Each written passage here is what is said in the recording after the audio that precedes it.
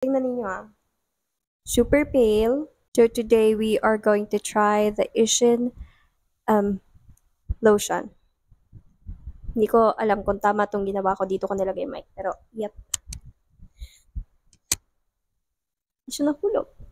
Well, titingnan natin kung meron siyang instant whitening effect. Yeah, whitening body lotion siya. Pero tingnan natin kung meron siyang instant white effect or kailangan mo siyang gamitin ng super tagal bago mo makita yung result. So, try natin.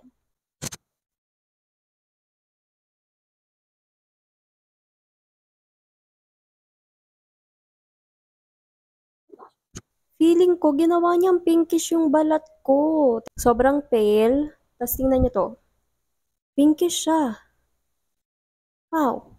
So, lagay ko dito sa kabila. Feeling ko may instant whitening effect siya, pero hindi siya OA sa puti. Unlike nung ibang mga lotion na ganito na kung may instant whitening effect man, sobrang OA nung pagka-puti.